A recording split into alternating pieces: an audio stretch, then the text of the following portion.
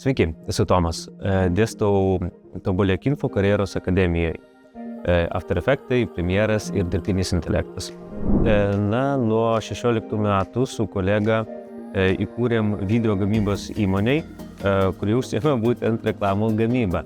Taigi ten būdavo ir visko, nuo filmavimo iki montavimo ir produsavimo, o šiuo metu esu labiau susikoncentravęs į dirbtinį intelektą. Tai yra mano naujas hobis, kuris iš tikrųjų jau beveik išeina iš kontrolės. Todėl, kad apsukos tik didėja, nauji įrankiai atsiranda ir aš stengiuosi visą tai sekti. Ir tai yra naujas hobis, kuris man žiauriai patinka. Šiuo metu vis dažniau sulaukiu užklausų ir kvietimų į tam tikrus renginius, mokymus, konferencijas, kurių temos yra dirbtinis intelektas. Kas iš tikrųjų yra rodiklis, kad kažką žinai šitoj srityje. Nors kartais taip gali neatrodyti iki galo, nes atrodo darai tai, ką darai kasdien. Ir tas iš tikrųjų džiugina. Aš noriu pasiruošti ateičiai su dirbtiniu intelektu.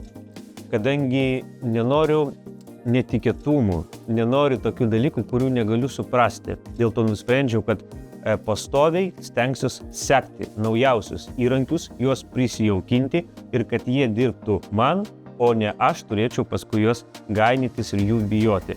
Ką iš tikrųjų rekomenduočiau ir visiems susidraugauti su dirbtiniu intelektu, nes tai yra iš tikrųjų neišvengiama. Norit jūs to ar ne? Tiesiog klausimas, ant kiek jūs ir kokiu būdu susidraugausite. Galima jo bijoti, galima kartu su juo gyventi ir kažką kartu veikti, o arba galima jį įdarbinti. Tai rinkitės. Savarankiškai mokytis jūs turite visada galimybę, bet kai yra proga turėti kažką šalia, kuris tau paaiškins čia ir dabar, kas ir kaip turi būti, tai sutrumpina kelią kelis kartus ir realiai padidina efektyvumą ir darbo našumą.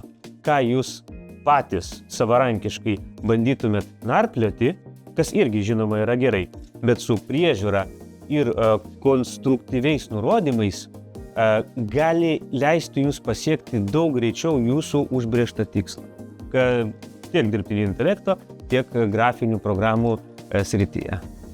Žinot, jeigu jums kyla mintis daryti kažką su jį, nedaryti, jūs tiesiog išsibandykit, jūs turite suprasti, kas jums yra aktualu, nes sričių yra daug yra įrankių, domėkitės, žiūrėkite naujus toolsus, kas atsirandinėja iš principo vos ne kasdien, sekite naujienas.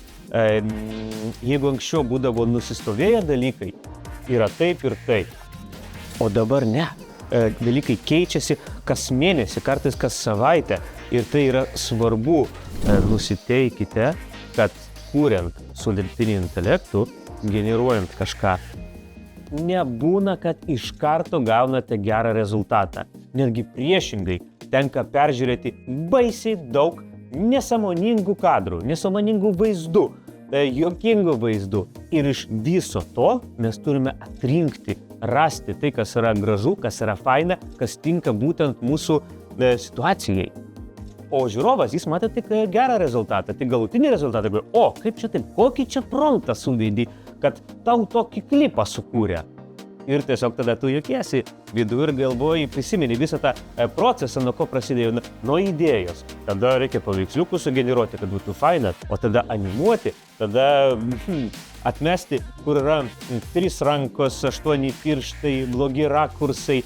Ir kai tu žinai visą tą virtuvę, yra tiesiog juokinga, kai tavęs klausia, kokį promptą suveidai. Iš tikrųjų po to slepiasi baisiai daug ir to paprasto techninio darbo. Ir būtent tai skiria diletantus nuo tų, kurie dirba profesionaliai.